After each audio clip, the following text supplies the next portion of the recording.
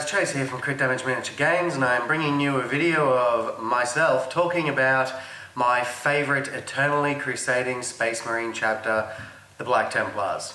I will do another army video where I go through my pick of units and showcase my paint jobs, but for me to do that I have to actually paint my army.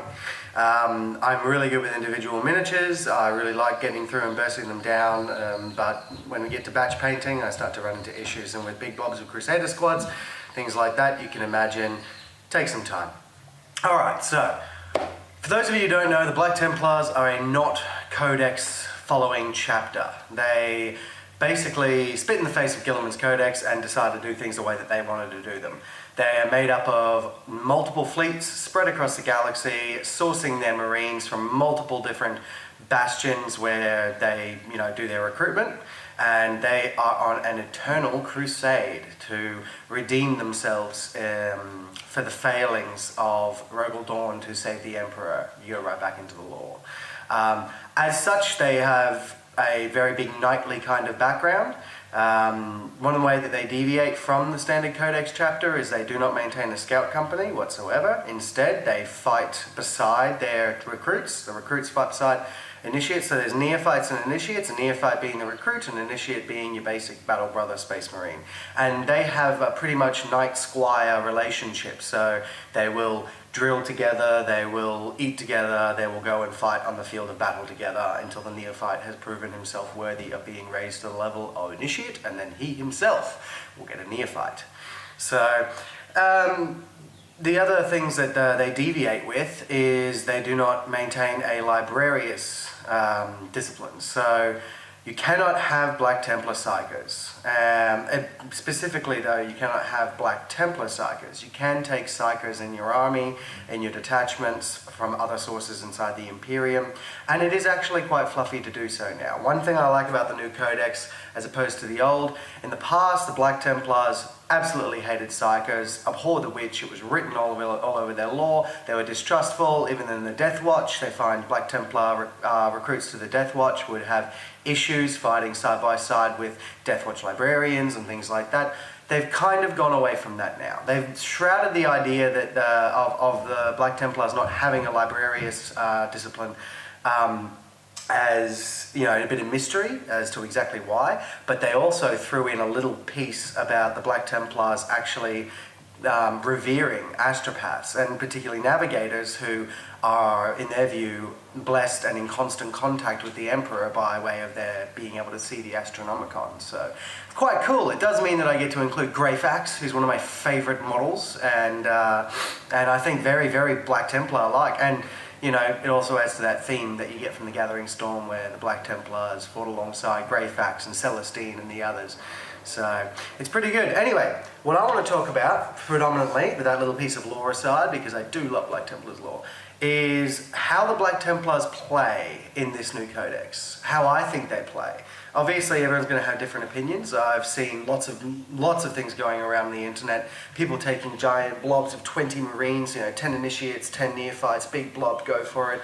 That's not necessarily my style, but I can see why that would be a really cool thing to go with. But overall, the overarching theme of the Black Templars, as you can imagine with that knight background, is combat. Close combat. They love to get in there, and they love to bring the enemies of the Emperor to their knees at the edge of a sword. It's the way that they roll. So we've got a couple of cool things. I'm not going to go down and go through all of the details found within these items and these stat profiles within the codex, because most people will have their own codex by now, and everything, the points, all of that has been spoiled online already, and you can easily find it with a simple YouTube search. So that's not why we're here today. Why we're here today is to talk about the way that I think Black Templars, the strengths that Black Templars have, and the way that I think that they should be played. So we've got a couple of cool things about Black Templars. If you're choosing the faction for the first time, we have 3 special characters. We have our High Marshal Helbrecht, who is a bit of a beast in melee and comes with a very powerful aura. Not only does he have the Chapter Master aura rerolling all hits, he also gives +1 strength to any Black Templar unit within 6 inches of him. And that's really quite powerful with your Crusader Squads, because your Crusader Squads go from 3+ hit, 4+ wound against MEQ units to 3+ hit, 3+ wound. Which is really, really nice. I'm a big fan of that, and it brings certain other more heavier units, and even like the Gravis Space Marines and things like that within the realms of 4 instead of 5. It's moving from strength 4 to 5 is kind of one of those number points that really changes things in the grand sense, like across a number of different matchups. So it's really, really not to be taken lightly. He is a bit expensive, but at the same time, he is quite worth it if you're going to go down having a big Crusader Squad block. The Emperor's Champion, always take him. Every single game. Not only is it fluff related, that you should, and always should, have an Emperor's Champion, I think. He's 75 points. He's 1 point more than a Primaris Lieutenant. And he is an absolute beast of a special character. If the rolls are on your side, he can kill Gilliman. When fighting characters and monsters, because his whole big piece is to fight characters and monsters, to target the biggest, nastiest thing on the battlefield and take it down. That is his mission. He is the Emperor's Champion, and he will slay those in single combat. That's what he likes to do. And with that. His basic profile in melee is he is against the characters. He will be strength 7 with 5 attacks, hitting on a 2+, re-rolling all hits and re-rolling all wounds with a AP neg 3 D3 damage black sword. That is good. For 75 points, that is fantastic. I keep thinking, because he was 108 points in the index, and then when the Space Marine Codex came out, flip over 75 points. I thought, ugh, did Games Workshop do a typo? I keep waiting for Games Workshop to crush my heart and put out a FAQ going, yeah, that was a typo. He's 105 points or something. So anyway, he is always worth it. You should always bring him. He's just such a good HQ, especially for 75 points. That is so cheap for what he can do. And the fact that he also comes base 2+ armor save, 4+ invo. It's so good. It is amazing what the package you get for 75 points. And the last one on that list is Chaplain Grimaldus and his Cenobite Servitors. Now the Cenobite Servitors you can actually take by themselves. They just get a little bit better at shooting in combat if Grimaldus is near them. Cenobite Servitors, before we had some chapter tactics and other things, not chapter tactics, stratagems and all these different ways now, like that banner and the relics that makes units immune to morale. When the index was out, Cenobite Servitors were 6 points worth of, if your enemy doesn't kill them first, you don't have to worry about battle shock. You don't have to worry about morale tests for units within a certain distance of them. And that's really quite good. And for 6 points, a bit of a filler if putting your points together. Also, for those who haven't figured it out already, I always use points. I won't use power levels. I'm not going to go there. Use power levels for the quick and dirty games, it makes sense, but it's too easy to game. So I'm always going to be talking, when I do these videos, I'm always going to be talking in points values. That's the way it's been since forever for me, and I find it to be the most balanced system, which is why points values are used in match play, or should be used in match play. Anyway, Chaplain Grimaldus. So Chaplain Grimaldus has the usual litanies of hate, because he's a chaplain, obviously, but he also has another really cool thing. And so there's a few people have been talking about taking the big Crusader blob with Chaplain Grimaldus and Hellbrick. Now that is expensive and a big target for your opponent's shooting. But if it does get in and make the connection to combat, it's going to be amazing, because with Hellbrick, they'll get the +1 strength. With Chaplain Grimaldus, he has the ability Unmatched Zeal. So for every 6 you in the fight phase that you roll to hit, you then immediately make another attack.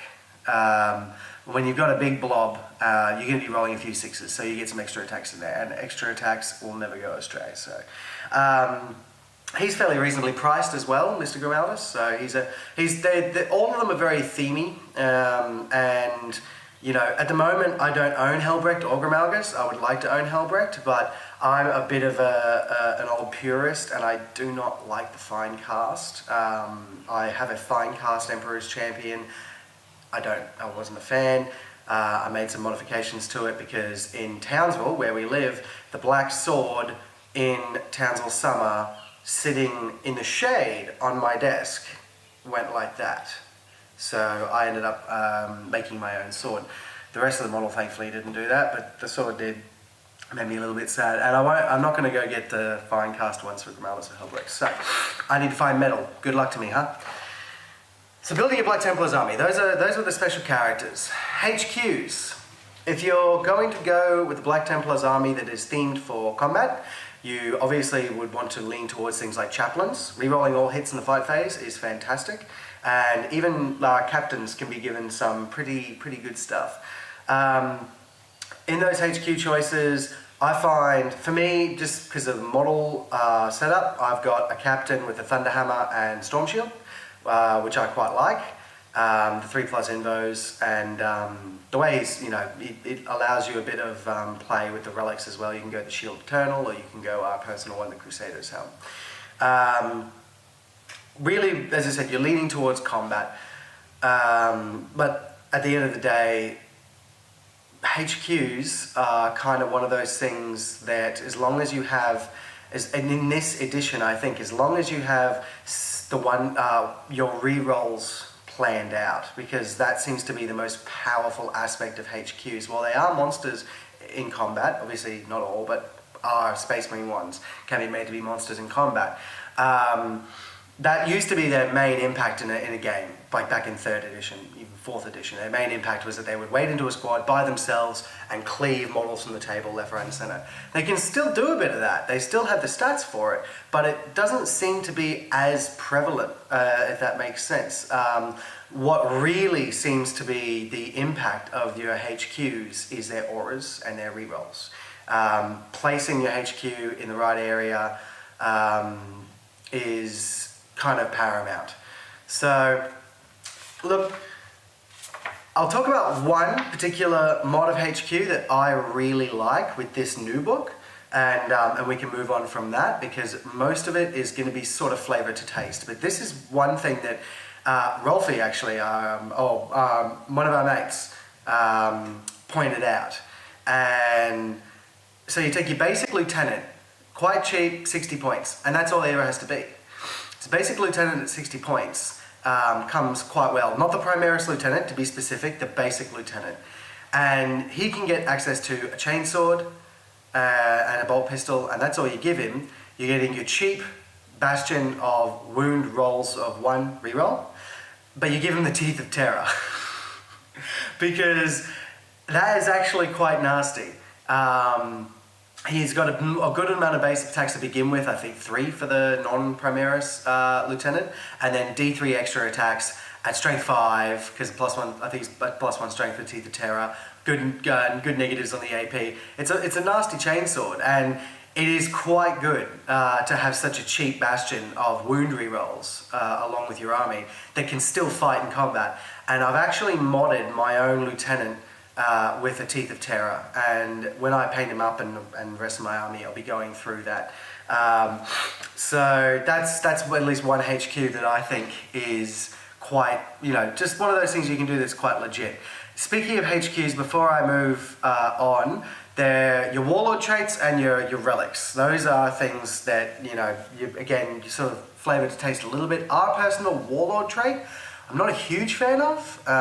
Changing heroic intervention movement from 3 inches to 6 inches. Interesting in theory, but at the end of the day, you're really most of the time going to be placing the heroes, the HQs that you want to utilize heroic intervention within the ranges, if that makes sense. Like they're going to be at the front, but with one or so, just one Marine in front of them to take, so they have to target the unit, they can't target the character, and that 3-inch bubble is going to be quite wide across the frontage of the unit, depending on how you go.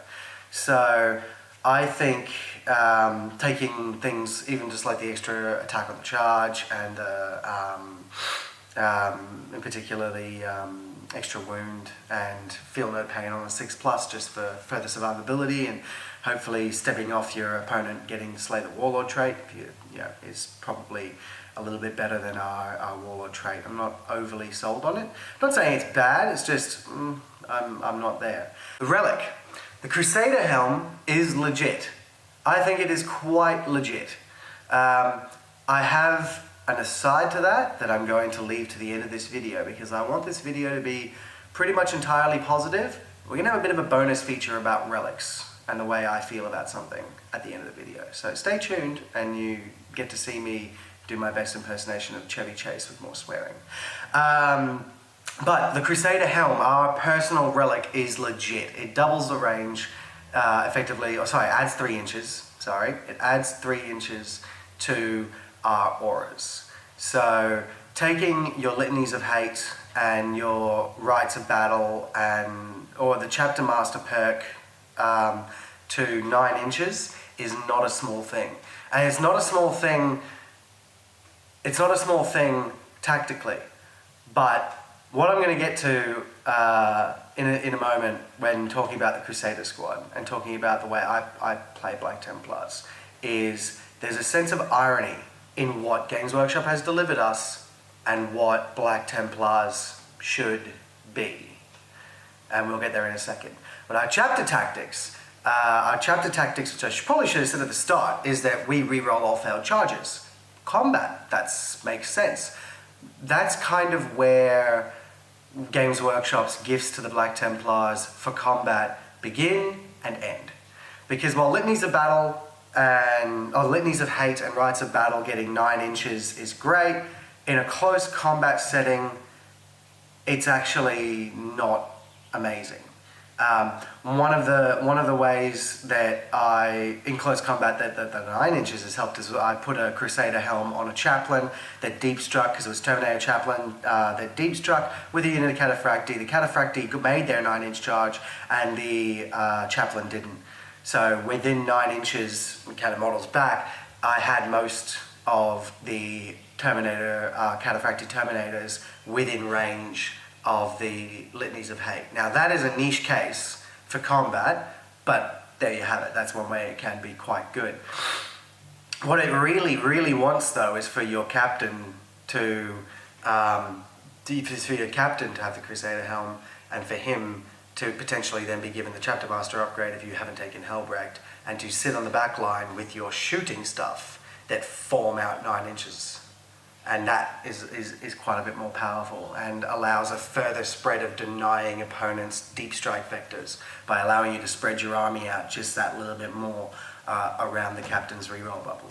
So anyway, HQ's done. The other unique thing for Black Templars is we have a Crusader Squad. It is a very specific troop squad just for us.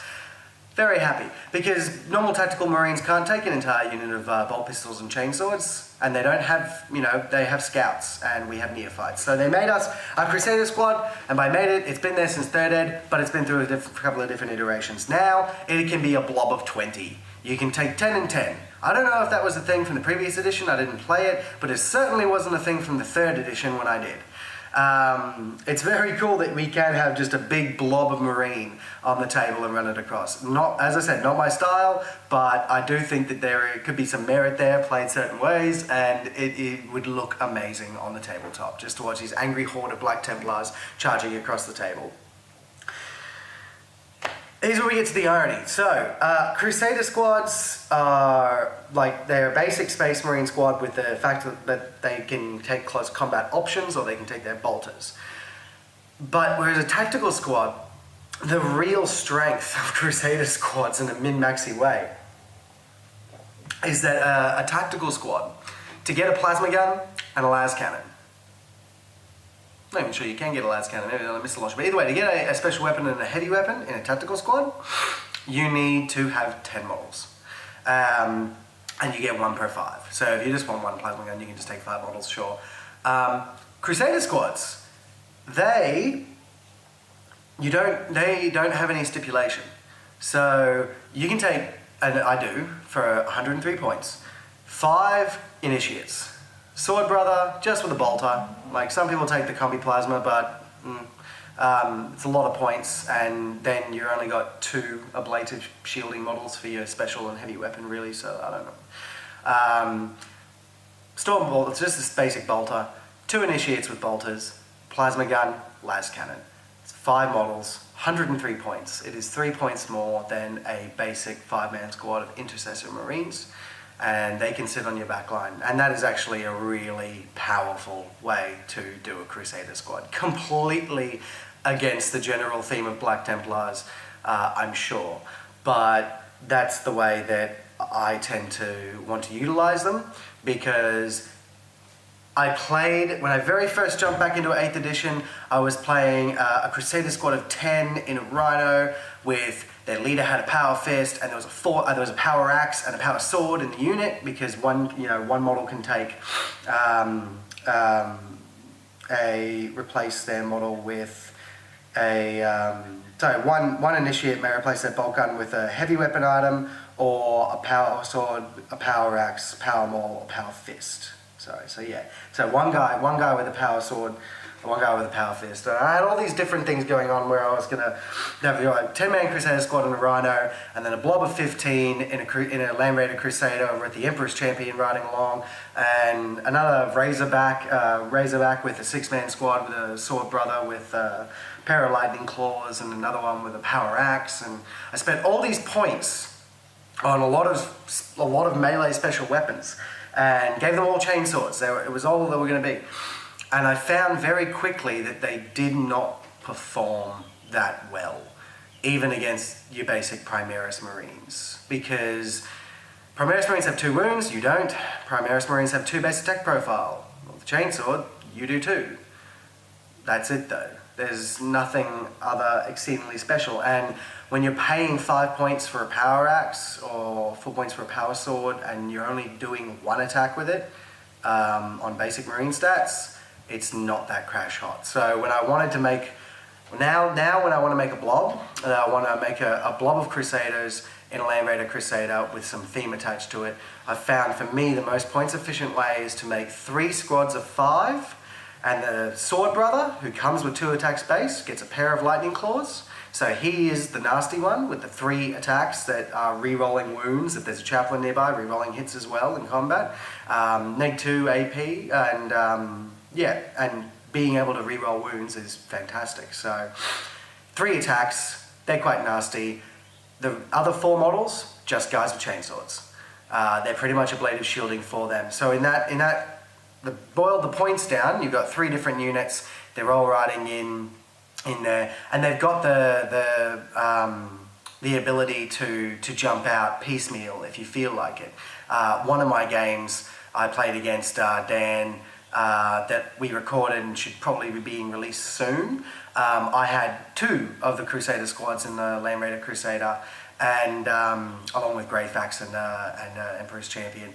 And I was trying to block up my deployment zone because he had deep striking everything. He had the Inceptors, he had Terminators, there was nasty stuff that I didn't want to deep strike into my deployment zone. So when I deployed, I'd spread out, but I did leave a gap where the Land Raider Crusader was, and it wanted to move up. So I just dumped a unit of 5 there, moved on. Yeah, they then obviously weren't useful in combat for the entire game, but it shored up that, keeping my deployment zone safe completely, where he couldn't deep strike into it, and I had the majority of the objectives in my area, in my deployment, like near around my deployment zone.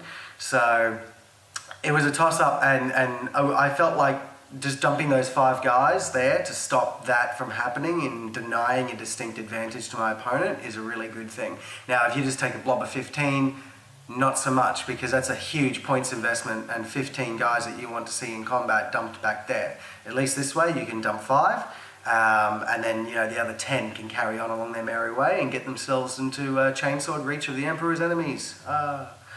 So everyone's going to be playing these things a little different, but as I said, that's kind of the way that I envision Black Templars is a mixed bag right now on the playing field for them to stay relevant with the choices they have. Now that's all I'm going to talk about Black Templar only things, aside from the 2-minute rant I got prepared. And obviously, other than librarians, the rest of the codex is up for grabs for us. We can even take Devastator squads. I don't, and I won't, because Black Templars shouldn't have them. They actually, as part of the reason why they're Crusader squads, they can just take any heavy weapon, which I'm sure the tactical squads can't, is it harkens back to the days when they couldn't take Devastator squads, because they didn't actually have a Devastator company. They didn't have devoted Devastator squads, but they still had heavy weapon support. They were just in the rank and file. And they weren't like, as prolific with that. So you did take 5-man squads with a heavy weapon, and they were your effective Devo squads, but they were troops as well, which is kind of cool. So I won't take Devastator squads, just based on fluff reasons. If you do decide to take Devastator squads, more power to you. It's your choice, but just know that narratively you're wrong. Obviously, we can't take librarians, as I said before, but some of the things that I think really help Black Templars that I think are really nice for us. Predators.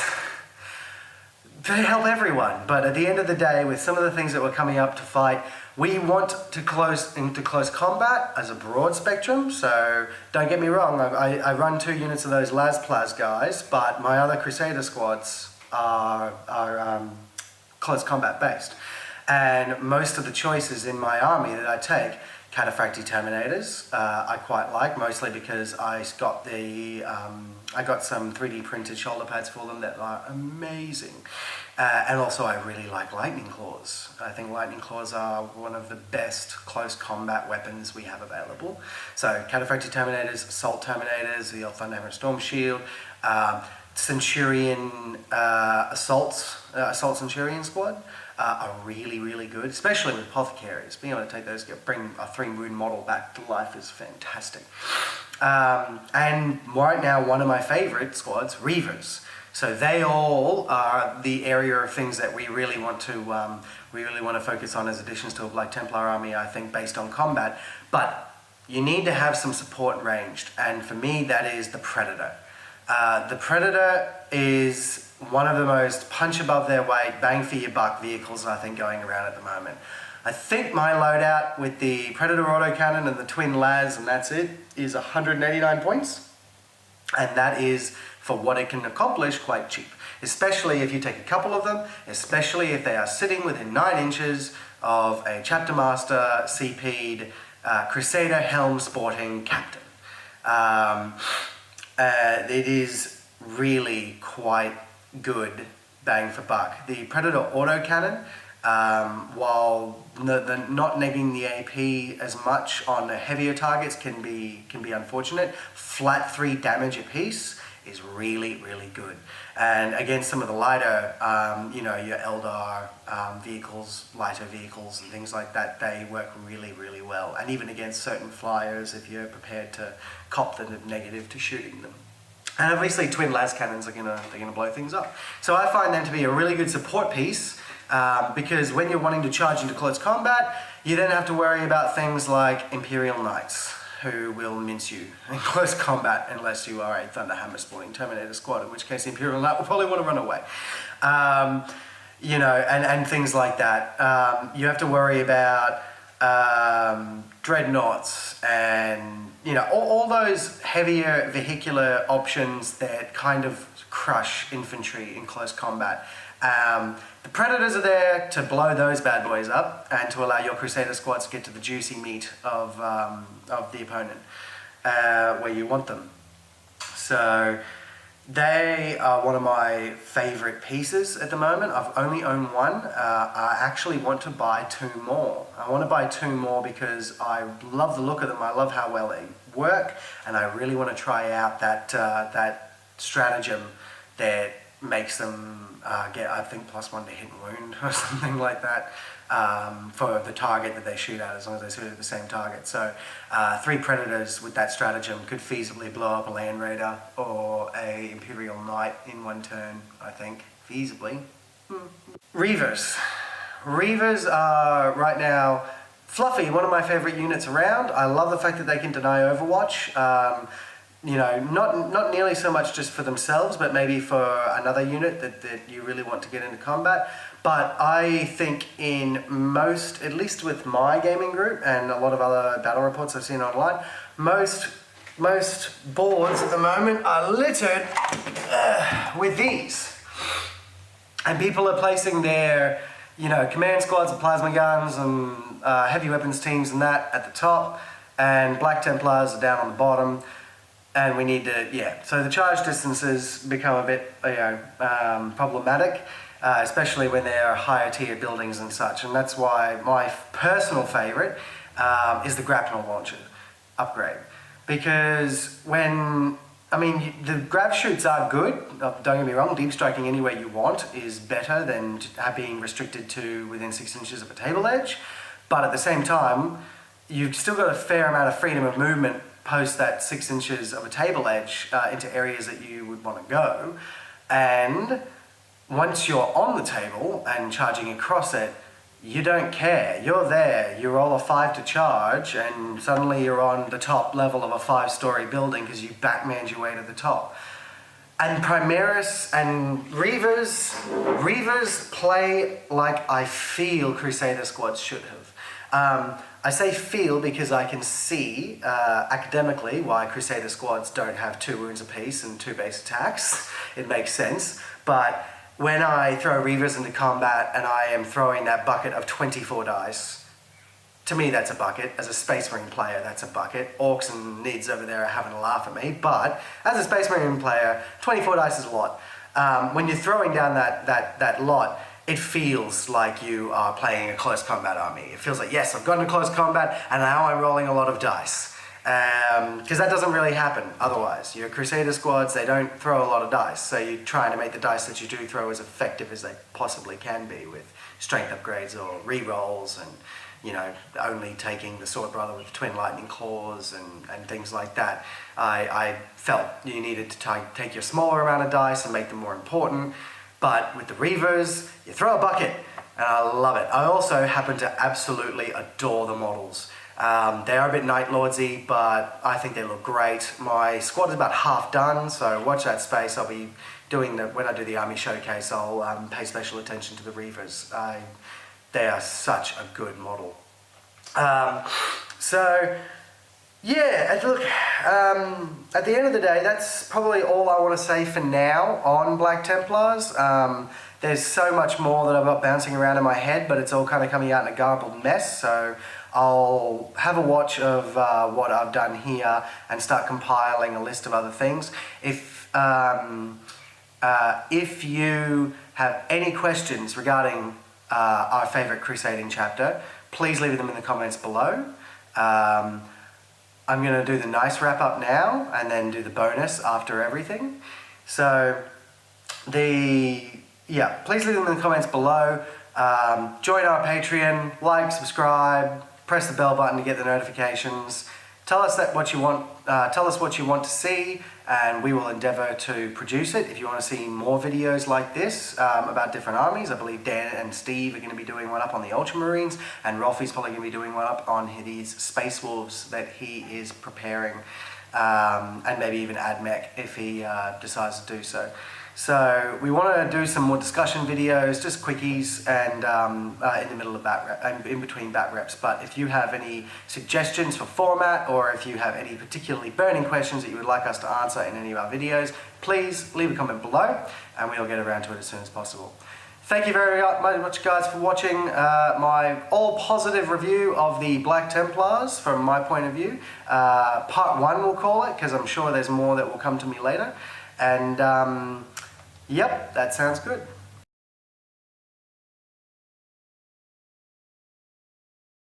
The psychic phase is one of the most powerful parts of this new edition.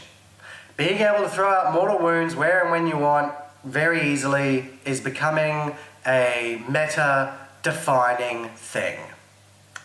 We have no access to librarians, which is why certain members of us are looking at inquisitors and other things to supplement that. Games Workshop saw fit to give us a unique stratagem to play, which is nice. 1 CP for a 50% chance to nullify a psychic power. Can only do it once though, because you can only play one stratagem once per phase. 50% chance, 1 command point. The Sanctic Halo. The Sanctic Halo. The Ultramarines got a Iron Halo that gives a 3++ save and allows them to deny 1 psychic power as in the same manner as a Psycho. Now, I feel like Games Workshop just printed them the wrong way around. Because, don't get me wrong here, I like the Crusader helm. But isn't that whole litanies of hate, the tactics, the battle acumen, the whole vibe of the Ultramarines centered around command, authority, control, battle control, leaders, extending the ranges of command, and a few moments later.